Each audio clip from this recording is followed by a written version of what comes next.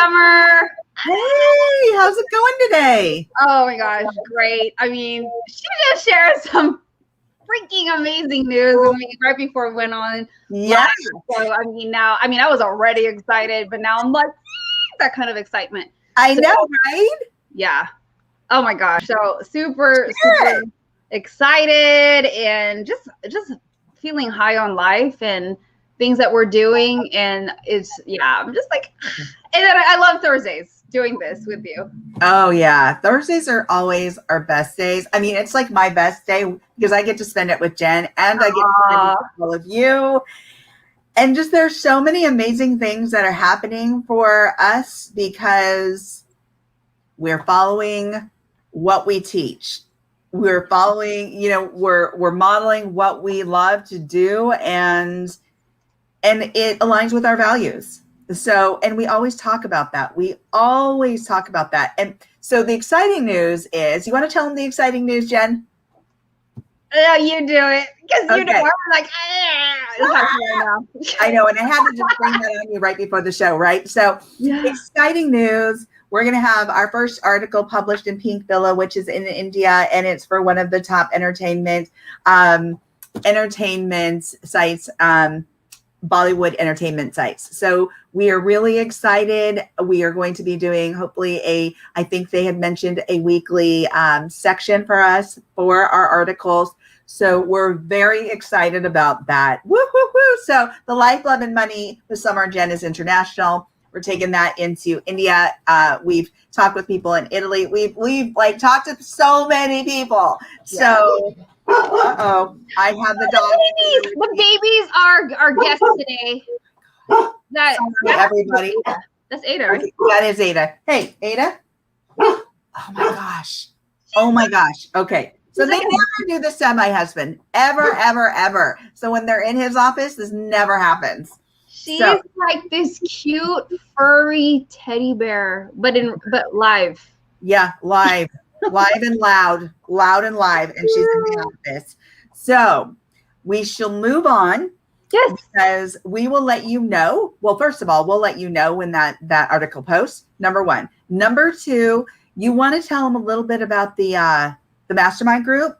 Yeah, definitely. So I'm going to put the link down there. So if you've been following us, I'm so excited. I'm like, so if you've been following us, Summer and I have our mastermind groups because we have the Life, Love, Money show, but we also have our community, which is the Life, Love, and Money collective. And so we have developed some mastermind groups. And the first one is launching in the beginning of July. And the name of it is called Foundation. And this is if you're trying to figure out your purpose, you want to align your core values. Maybe you've never outlined your core values, but it's really aligning all that together so that you can make better decisions, so that you can figure out, okay, well, what is it that I want to do? Or what is it that I want to change? And if you don't start at the foundation, a lot of times, and I'm guilty of this, I've been through this myself, we just keep seeking strategy. We keep trying to figure out like, oh, I need a game plan. Oh, I need this. But if you don't start with core values, if you don't start, which is why we call it foundation, if you don't start where you're supposed to start, you're going to continue to feel lost. And I'm telling you this from experience, and that has happened to me over the last several years. And so it wasn't until I realized I needed to work more on myself. I needed to work on more self-development. And, for those of you who love strategy, I love strategy. I love spreadsheets, all that kind of nerdy stuff. I love it. But the inner work is so much more important. That really has to be done. And so that's what Foundation is about. And it's a quick 4-week, but very, very, very involved, intense group where we're supporting each other. And, it's about creating that intimacy and encouraging one another and inspiring one another. So if you want more information, go to that link below and you look at the first group. It's called Foundation. It's a 3-part series, but right now we're starting with Foundation. And if you have questions and you're not sure if this is for you, definitely message us, DM us, send us a message, whether it's Facebook, in the group, wherever. We're going to get it. And we'll have a conversation with you to let you know if this makes sense, if this is the next step. And if it's not, no problem. You can always go to our collective group, which is in Facebook, and no problem. Start there. And then invite your friends, because this is about supporting one another and developing a community so that we can help you to achieve whatever it is that you're trying to do. And, you know, one of the biggest reasons I'll close with this is that as we are now, I mean, this is like the first day I got to work out without a mask. You know, we're kind of acclimating back to, and I kept saying this throughout the pandemic, Summer, we're never going back to normal, and it's going to be different. However, we have some semblance of going back to parts of what we used to do before shutdown and quarantine and lockdown. But during that time, we realized that everybody was in some kind of transition or in flux. And so it also created a way for people to start asking themselves, am I doing what I'm doing? Some of you were forced into that. Yeah. Some of you have been forced to think about, what am I going to do now because I lost XYZ, whether it was a job, it was a situation we're in. And so you have this wonderful opportunity. We are at half the year. Can you believe 2021 is halfway almost done? No, it makes me so nervous to think about that. We're already half of the year gone. I cannot believe half of this year. I remember when it was Christmas. I know. And here we are in the middle of June, more than past the middle of June. And so you got to ask yourself, what are you going to do? Because here's the problem. A lot of us want to think about this stuff when it's freaking December 28th. Yeah, no kidding, right? And then you're trying to implement some plan February 2nd. No, start now. So you have an opportunity to do something about it now. You got, half the year to go. But why do you want to keep starting behind the gate? Why do you want to keep going on and be like, because that happens, we get to the end of the year and then we say in January, new me, new year and all that stuff, and nothing's happening. Well, it doesn't have to start in the beginning of January. And so this is a great way for you to get a head start. Start now. It's summer. Get ahead. Do that for yourself. You deserve this. So yeah, that's what's going on with the groups. Love it. Love it. Thank you for putting that out there. By the way, New Year's resolutions suck. That's all I have to tell you. Because I really believe that you're setting yourself up for failure at that point, because it lasts about 2 weeks and you're done. So it's about changing behavior. It's about modifying behavior. It's about starting now. Here's the other thing, Jen. We follow our own advice. And so we've lived this through the pandemic, through the quarantine, through understanding that people have done a lot of self-reflection, that there's been a lot of loss.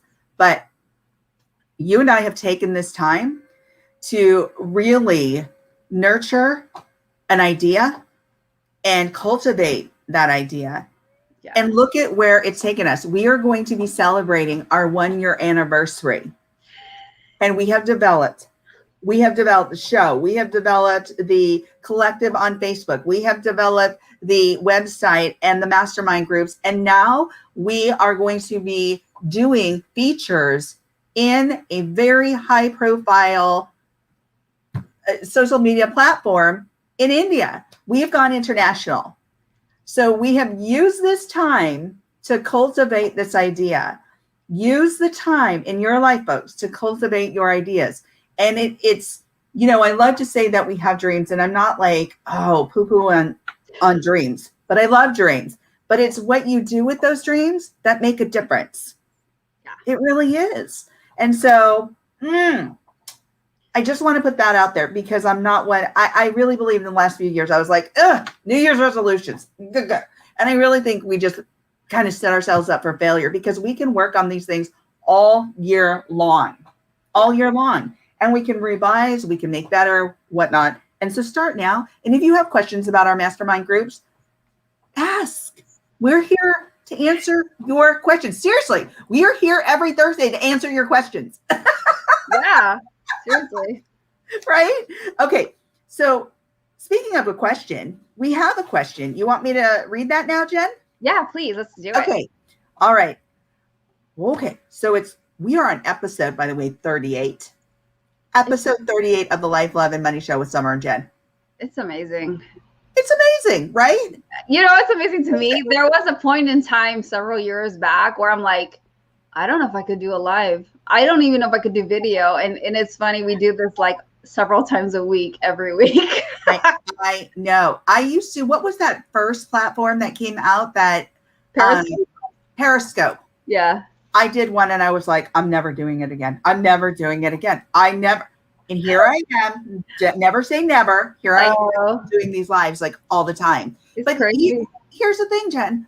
I have to be my own disruptor too. My own positive disruptor, meaning I work through the uncomfortable.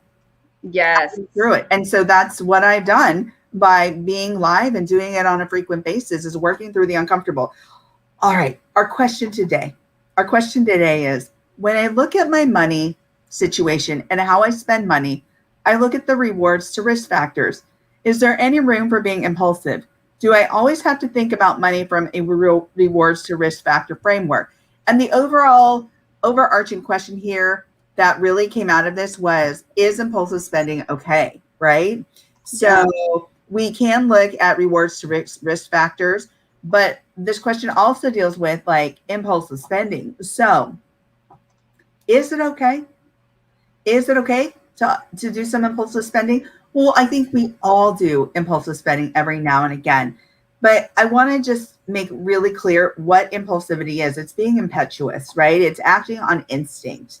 It means being rash. It means not really thinking. It means doing something that just, there's no thought going into it whatsoever.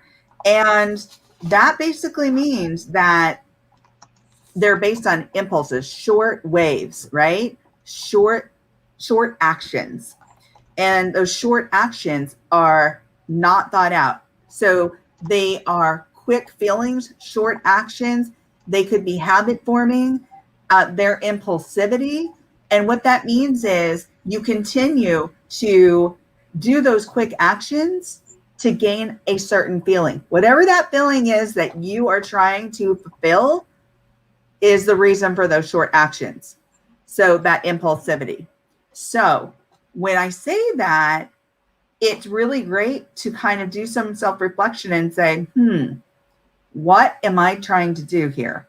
What am I trying to fulfill, or what am I feeling in me that's not getting met? What is this feeling that is not being met, or I feel like something's not being met in my life that I'm having to be so impulsive? Because impulsivity, then, if you don't figure that out, it can really lead to some pretty interesting stuff. And I'm going to let you take it from here, Jen, because you did a great job on our previous show of talking about that. So, yeah, thank you. So, the one thing that we talked about earlier when we're on, by the way, we are on Instagram live at the Life Love Money Show handle. And so we talked about a lot of different things when it comes to impulsivity. What environments are you in? We talked about it being real and then virtual, because if you're in a real situation, it could be that store, it could be at the checkout line. And think about this. They're so clever. This is something that we have to understand, that it's purposely set up. They are very intentional where things are being placed. And it's so funny to me, like somewhere like Ross or some store, like you go through like the aisle of impulsivity. Yeah. Oh, it's all aisles of impulsivity over there. Yes, it really is. It's candy here and those chocolates over here, and it's so funny because I was a packaging designer, so I did a lot of stuff for retail. So I remember studying the psychographics about it. It's like, okay, we're gonna put the most expensive premium brands at eye level, the more affordable brands at the top and the bottom shelf, and it's because they study these habits. And when you're not aware what's happening, it's like that's the part you're not aware. I'm aware, so it's kind of like I had this game, and I'm like, oh, yeah, I'm gonna buy the store brand because it's half the price or something like that. But I'm extremely frugal. She is. Yeah, that's my problem. I'm extremely frugal, and I'm with somebody that's like, we're gonna eat somewhere nice and crazy, and so I have to learn. My challenge is trying to lean more towards it's okay to spend. So, you have these different environments where you're like, oh my gosh, like I need this. And no, you don't. And then on top of that, you have the online environment where you're constantly seeing ads, sponsored ads. And then you click on that one thing, and then all of a sudden for the next like 7 days, you're seeing that same ad pop up in your feed because you clicked it. and you triggered the algorithm like, hey, send Summer all this stuff about beaches in California and hotels. And I mean, it's just, did you see that when you were planning our August trip? Oh, yeah. There's something else that I recently bought, and now it's like, boom, boom, boom. It just keeps coming up. I'm like, I already bought it. Stop sending me that. That's exactly how I feel. Like, I already bought it. Why did you set up the freaking algorithm to acknowledge that I don't need to see it anymore? I already bought the damn thing. So yeah. So it's just being aware of those environments. And also, I love what you talked about, Summer. You went into more of the feelings and the emotions and about feeling guilty. You want to start elaborating on that? Sure, absolutely. Thank you.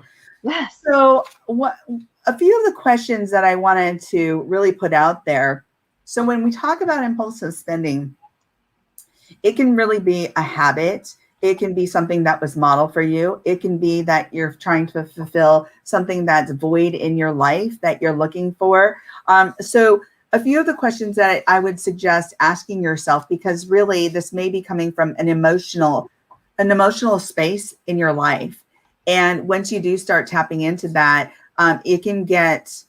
it might get emotional. You might start feeling, and by spending, it's a way of pushing that emotion away, not having to work through the issue or the feelings of what you're trying to mask. And so I don't want to get too deep into the psychology, but here's a few questions that you can ask yourself.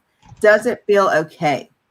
Does it feel okay to you when you are in the midst of this behavior? So when you're at the grocery store and all those things are at eye level, the candy, the gum, the chips, the this, and you're just filling your cart because you're just like, yeah, I want this, I want this, I want this. And a lot of times that verbiage really isn't want, it's I need this, I need this, I need this. And that's when we have to start changing the dialogue, right? Yeah. I want this, because that also gets you thinking about, do you really want that? Do you really need that? So does it feel okay to you when you are contributing to your impulsivity, when you are engaging in that type of reactionary behavior? Because it really isn't, it's not a response, it is a reaction. So that's number one, right? Number two is, do you feel guilty about this behavior? Is it bringing on guilt? Is it feeling overwhelming? Is it overwhelming you? Potentially, is it overwhelming others?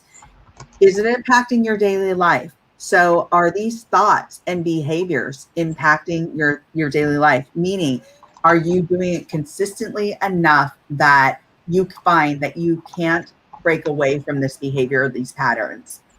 The next is it becoming, as I said, habitual?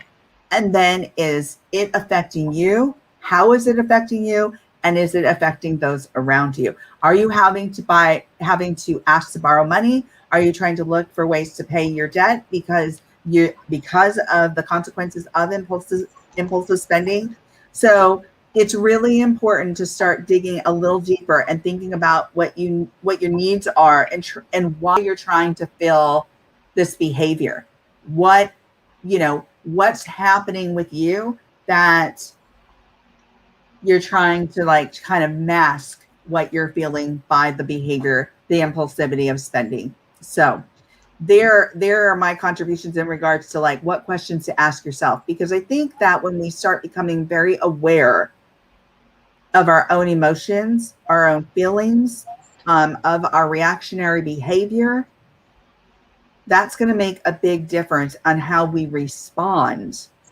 And if you don't know how to respond, or you don't know where to go from here, there's always an option to ask for help. Because this can kind of snowball into something really huge. And you talked about this, Jen. So I'm gonna put it back over on you so that you can talk about how this can snowball. Yeah, catch the snowball.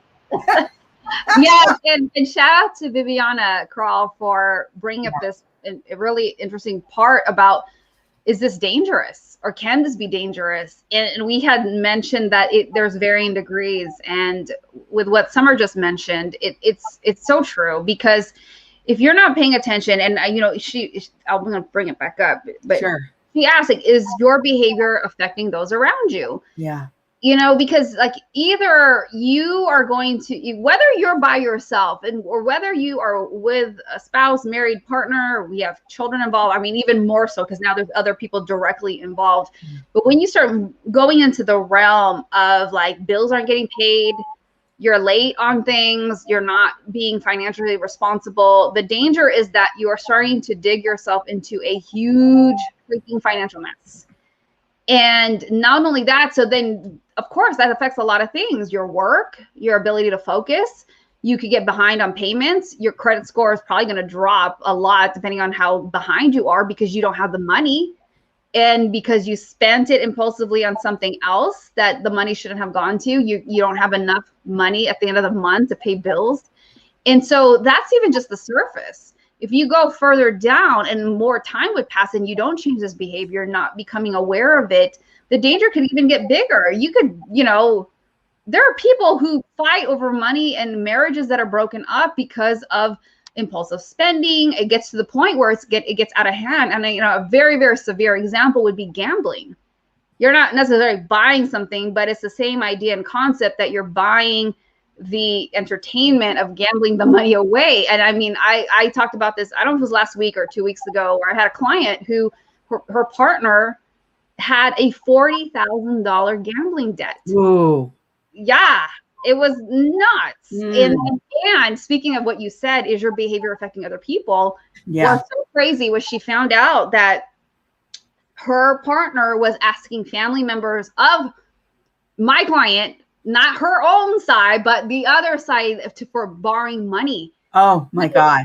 But it wasn't to pay for bills. It was to cover more gambling debt and to gamble more.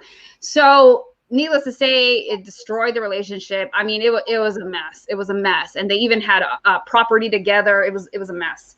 Oh. And so that is like the extreme side of how it could turn out. So yes, it can be dangerous. And that's an example of how it affects other people involved. I mean, the fact that, it's just this, I'm buying here and there. We also talked about the book that I'm currently reading called The Compound Effect. I don't know where to put it. It's somewhere here. It was just there, Jen. Oh, no, here it is. Let me get it. Let me show you something. This is so cool. This cover matches this cover. Oh, look at that. It's black and red. It's like so cool. So do you have values from this book, page 57. And then, the reason why I brought this book up. Love it. I'm currently reading. Yeah. And it's in page, it's called The Compound Effect by Darren Hardy. And I love what it said here because I'll explain why I'm reading this. It says, the compound effect is based on the principle that this guy used in his own life and training. He's a millionaire 1,000 times over. So he says, your decisions shape your destiny. Little everyday decisions will either take you to the life you desire or to disaster by default. In fact, it's the littlest decisions that shape our lives. From what to eat and where to work, to the people you spend your time with, to how you spend your day.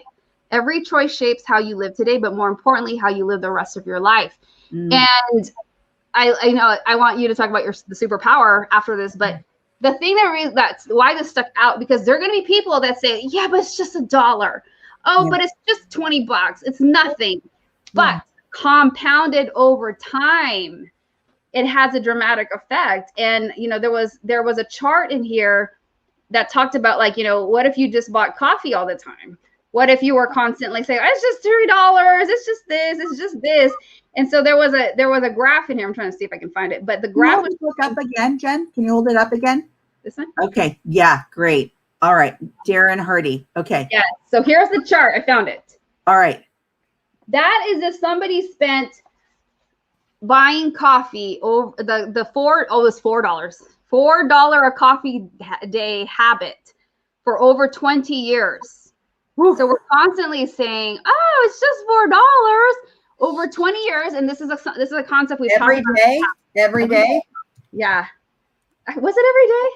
Let me see. Yeah. Yeah, I think it's 29,200. What was his number? It's over 20 years. And here's the thing. It's compounded because we instead of just buying the coffee, you invested it. Yeah, you bought it. You took the money and you invested it in something getting 8%. Oh my God. So let's say it was a conservative mutual fund. Let's just say the cost would have been over 20 years, $51,000. That's what you could have had, $51,000. But you decide like, yeah, $4 is $4. And so that's an example of like opportunity cost. You choose to buy the coffee and you keep rationalizing like, oh, it's not a big deal. It's just $4. And maybe you're like, well, I don't buy coffee. Okay, fine.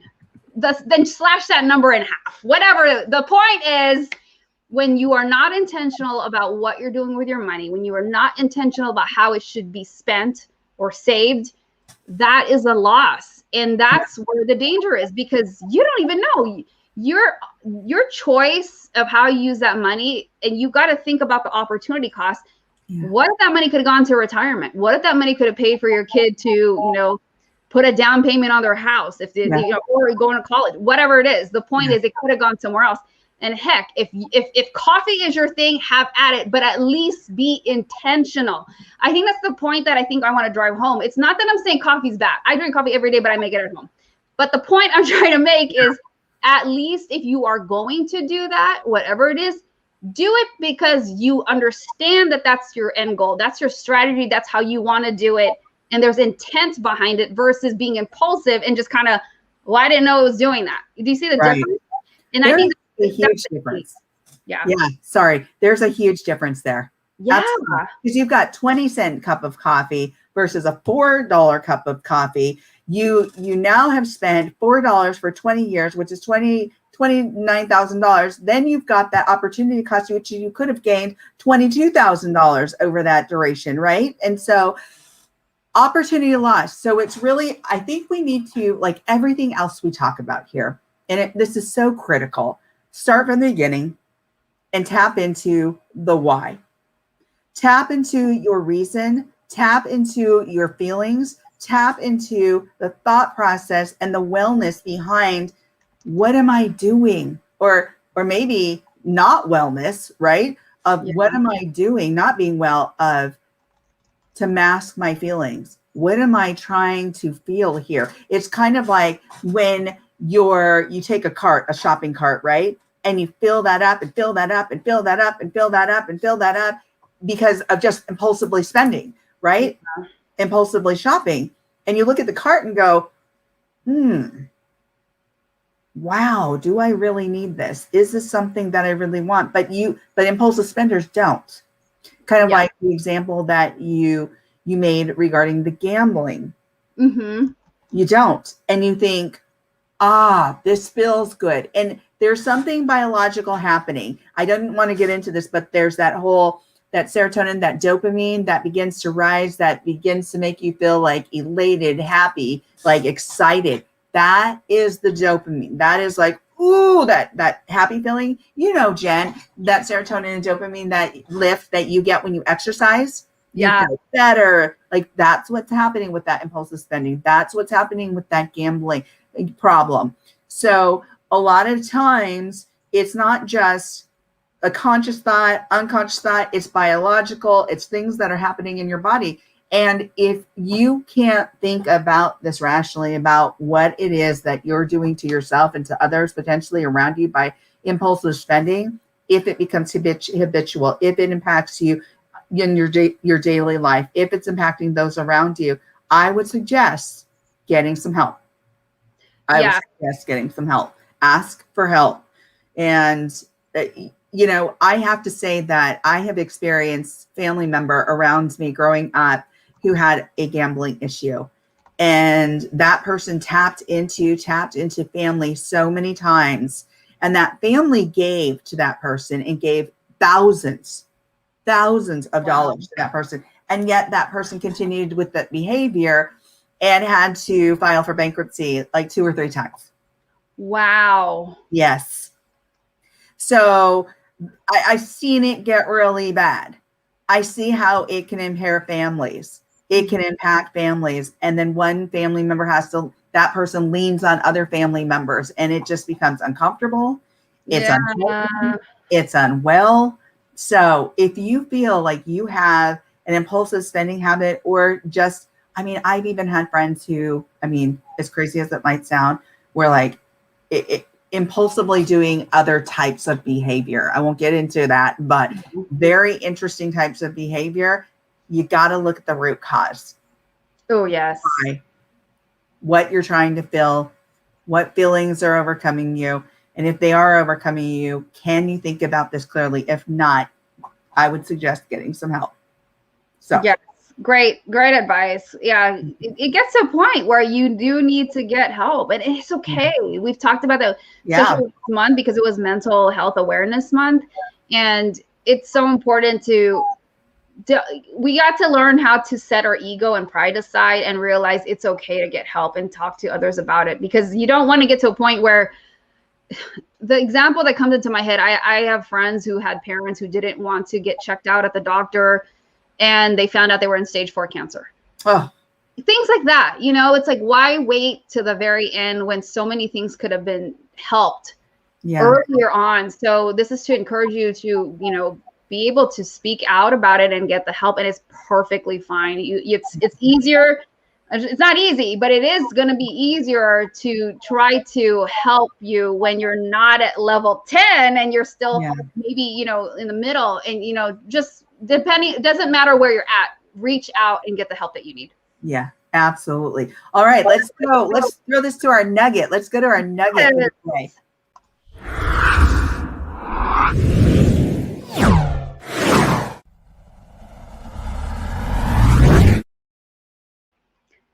All right. My nugget for the day is, as Summer has talked to us extensively today about thinking about, is this habitual? Is there a pattern? What are you fulfilling? Why are you doing this? I think it's important to, stage 1, figure out where are you with your emotions? Like, what is happening at the time? But here's my nugget. When you are able to become aware of that, what is the replacement behavior you can do instead? Instead of feeling like I deserve to spend this much, or I deserve to do retail therapy, or whatever the case may be, what is the replacement behavior? And it could be simple. It could be reading a book. It could be taking a hot bubble bath. It could be sitting outside on your patio deck and just sitting in silence. I mean, anything. What is it that you can do that doesn't require you to spend? What is it that you can do? Journal. So whatever that activity, try it for at least 7 days. You know, even try to do something that you can find, oh, you know what? I do enjoy this. This is fulfilling. And then replace it instead of feeling that need to constantly buy something. Oh, I love that. I like that a lot. That's a good suggestion. And I have to go back. I really do. I have to go back to, it's going to take some time to step aside and really feel what you're doing. Feel what you're doing and understand what is prompting and perpetuating the behavior. And taking responsibility. Taking personal responsibility for the behavior. Because unless you can do that, there isn't going to be a shift in behavior. And if there's no shift in behavior, that means that there's not even going to be a replacement habit, right? So it's like, please, folks, if you see that this is becoming part of a daily routine, a habit, something that's impacting your daily life, ask for some help if you feel like you can't work your way out of this. It's okay to ask for help. As Jen said, it can be scary, but work through the fear and go for the help. Get the support that you need. Don't wait. That's my nugget. Awesome. Love it. Woohoo! And we will be back here next week with the Life, Love, and Money Show with Summer and Jen next Thursday. What time, Jen? 2 p.m. Eastern, 11 a.m. Pacific. Oh, that's on Instagram. but here it's 45 minutes later, so 2:45 Eastern, which is 11:45 Pacific. We love Instagram so much that we can't help but always talk about it and always tell the time because we love it. And you know, here we love it too. We want you to comment because I always say the best shows that we have are when you are participating. And so we want you to tell your friends. We want you to participate. We want your engagement. We want to hear from you because we value your input. All right, my friends. Thank you, Jen, so much for your valuable input every week. So thank you, everybody. All right, everyone. See you next time.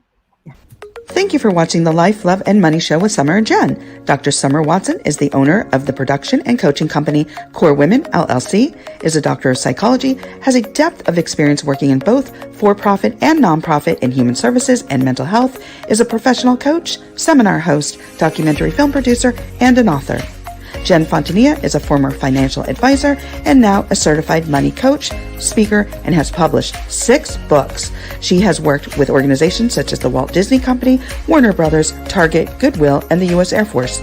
She loves working with women and helps them master their money and mindset to empower them to build the ultimate life without worrying about money. Join Summer and Jen every week as they go live on the Life, Love, and Money Show on Instagram, Facebook, Twitter, YouTube, and LinkedIn.